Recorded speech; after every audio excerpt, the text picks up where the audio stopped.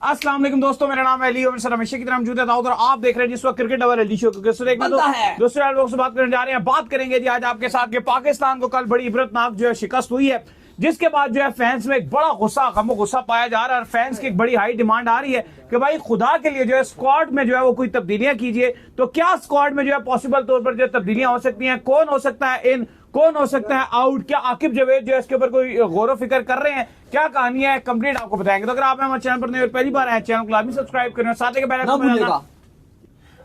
तो बात का आगाज करते हैं नमोन खबर के साथ। तो दाऊद साहब, कल जिस तरह से पाकिस्तान को हुई है शिकस्त, फैंस को हमने देखा कि बड़ा गम गुस्सा है भाई फैंस के अंदर। फैंस एक ही बात कर रहे हैं कि भाई ये क्या बात हुई कि पहले, इससे पहले जब आपका जो इवेंट स्टार्ट हो रहा होता है आपको बेहतर तरीके से खेल रहे होते हैं, जैसे ही इवेंट करीब आता जाता है जो आपके बने बनाए कॉम्बिनेशन होते हैं, जो बनी बनाई टीम होती है वो एकदम फारिग होने पे आ जाती है। हकीकत तो दाऊद ये है कि ऑस्ट्रेलिया के अंदर जिस बंदे ने आपको सीरीजें जितवाई वो हारिस रऊफ था, वो बॉलिंग में खत्म कर देता था, सैम यूब बैटिंग कर देता था आपको ओडीआई के अंदर, आप जीत गए। साउथ अफ्रीका में भी आपको जो है सैम यूब बैटिंग करके दे देता था जिसकी वजह से आप जीत गए। आज अगर ये सैम यूब जो है ये बीच में से निकल गया, हारिस रऊफ तो हमें सबको पता है, बच्चे को पता है कि ऑस्ट्रेलिया में खिलाओ तो परफॉर्म करेगा।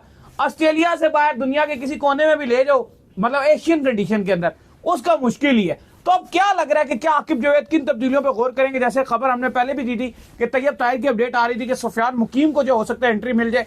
मैं तो चाहता हूँ दो एक तब्दीलियां हो जाए, कोई पेसर भी बेहतर आ जाए। देखिए, इस टाइम जो बड़ी खबर है वो ये है कि आपकी दो खिलाड़ियों के ऊपर अब तलवार लटकने लग गई है। एक आपका खिलाड़ी का नाम है तैयब ताहिर, दूसरा है फहीम अशरफ, और कहीं ना कहीं खुद दिलशाद काफी हद तक वो सेफ नजर आ रहे हैं। लेकिन ये दो जो खिलाड़ी हैं, एक फहीम अशरफ और एक तैयब ताहिर, इनमें से एक तो अब कंफर्म होता जा रहा है कि अब एक तब्दीली आप करोगे। अब वो जो तब्दीली है पॉसिबल, ये भी खबर है कि जो आपने साउथ अफ्रीका के साथ मैच खेलना है उससे पहले उसको आप बाहर कर दोगे, यानी कि उससे पहले आप ये अनाउंस कर दोगे कि भाई जो तब्दीली हम अनाउंस कर रहे हैं वो होगा। कंफर्म तो हो गया कि सुफियान मुकीम को आप टीम में डालोगे, ये देखते हुए कि कंडीशन कल हमने देखा कि जिस तरह से मिचेल स्ट्रैटनर ने स्पिन बॉलिंग दिखाई, ब्रेसवेल और मिचेल स्ट्रैटनर दोनों ने 10-10 ओवर में 41-41 रन दिए, एक ने 3 आउट किए, एक ने 2 खिलाड़ी आउट किए, ग्लेन फिलिप्स भी 1 विकेट ले गया।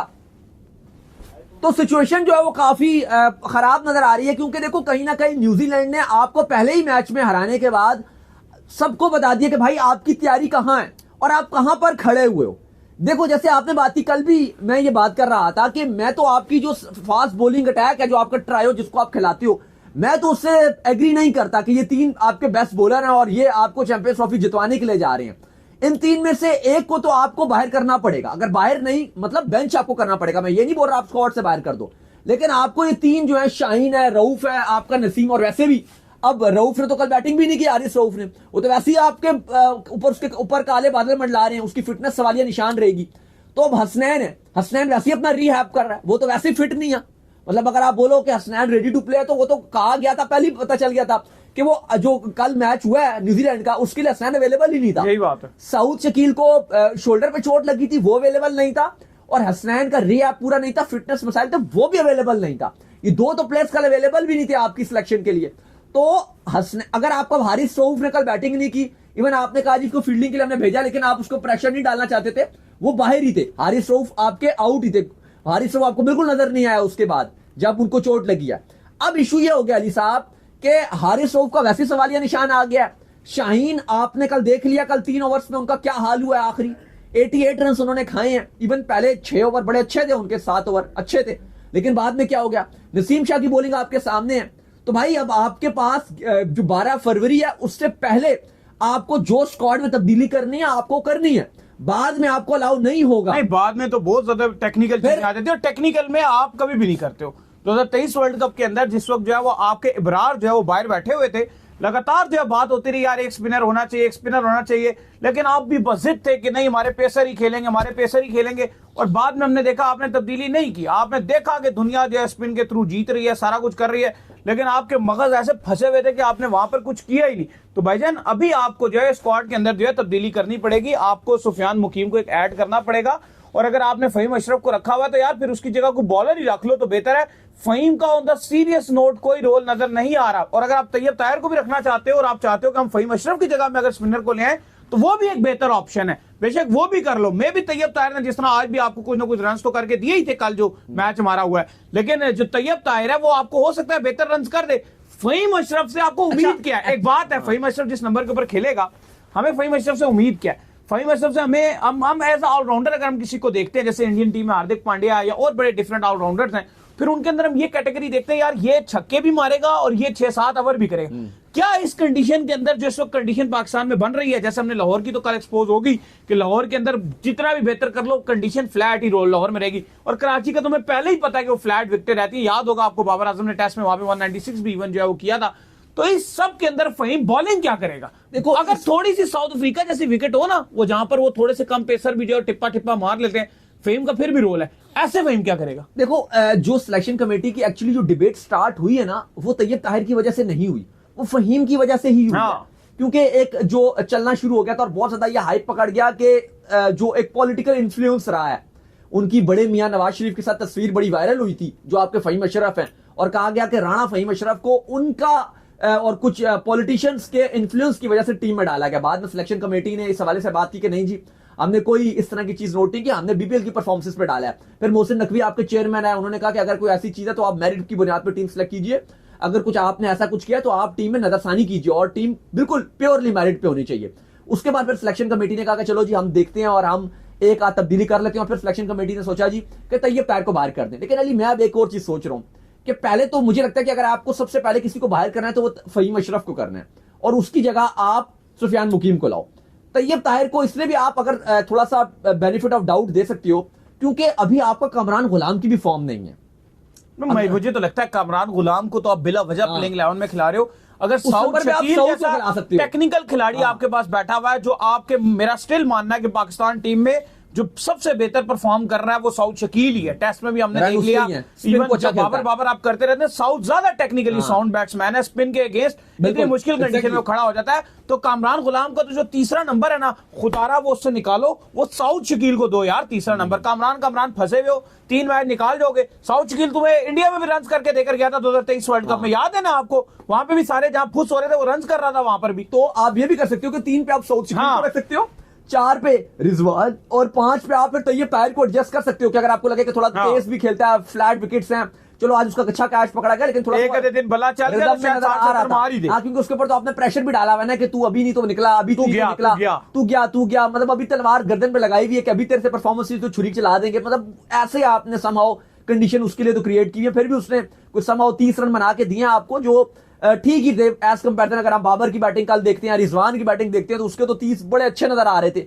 जिस तरह वो दोनों रोक इसने तो फिर आते साथ 1-2 अच्छे शॉट्स भी लगाए थे। तो उस लिहाज से आपके स्क्वाड की जो अपडेट है इस टाइम आपको बता दूं, जो बड़ी खबर है वो ये है कि एक तब्दीली आपके स्क्वाड में कंफर्म्ड है, सुफियान मुकीम टीम में आ रहे हैं।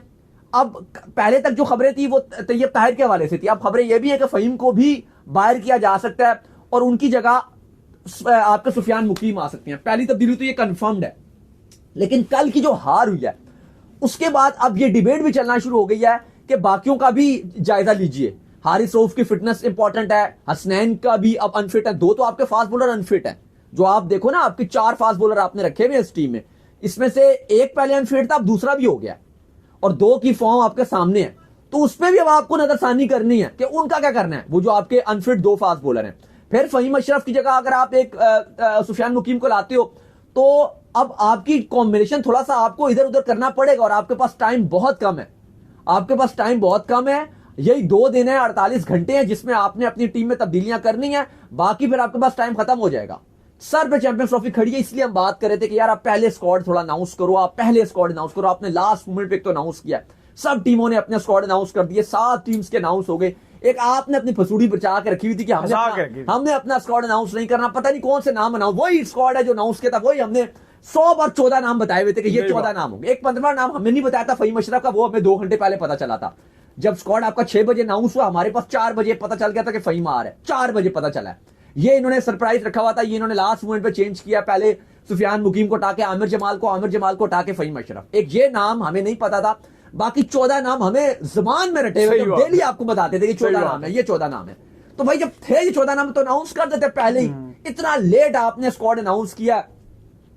अब अली साहब बात ये कि ट्राई नेशन सीरीज में तो आपके पास यही बात है कि अगर आप अगला मैच हार गए तो आपको फाइनल भी खेलने का मौका नहीं मिलेगा। आपके बस वो 2 ही प्रैक्टिस मैचेस हुए, फिर समझ लो आप।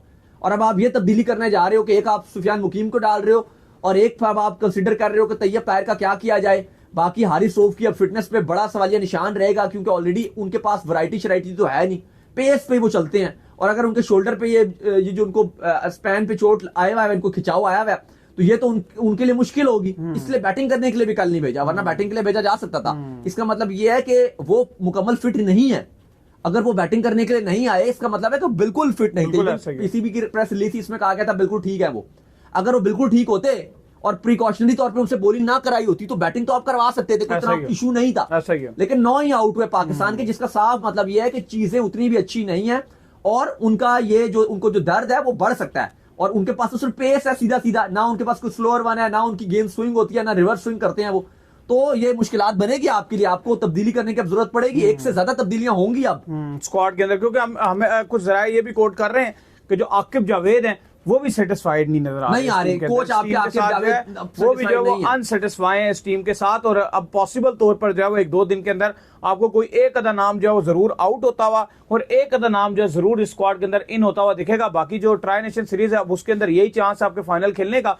जो न्यूजीलैंड ने अगला मैच साउथ अफ्रीका से खेलना है वो भी साउथ अफ्रीका को हरा दें, और जो आपने साउथ अफ्रीका से खेलना है वो भी आप भी साउथ अफ्रीका को हरा दो, देन यही पॉसिबल हो सकता है। न्यूजीलैंड 2 मैच जीतेगा, आप 1 मैच जीत जाओगे और आप फाइनल में न्यूजीलैंड से टकरा सकते हो। अगर साउथ अफ्रीका अगला मैच जीत जाता है तो फिर आपको जो मार्जिन और रन रेट से भी जो अपना मैच साउथ अफ्रीका को हराना पड़ेगा। फिर जो रन रेट में जो टीम ऊपर रहेगी वो क्वालिफाई कर जाएगी और जो न्यूजीलैंड है वो ऑटोमेटिक क्वालिफाई कर जाएगा। ये वाला सिनेरियो जो है वो सामने आ सकता है। आपको बता दें कि आज पाकिस्तान टीम कोई प्रैक्टिस नहीं करेगी, आज पाकिस्तान टीम जो है वो आराम करेगी। और आपको पता है कि कल मैच है साउथ अफ्रीका और न्यूजीलैंड का, जो सुबह सुबह खेला जाएगा।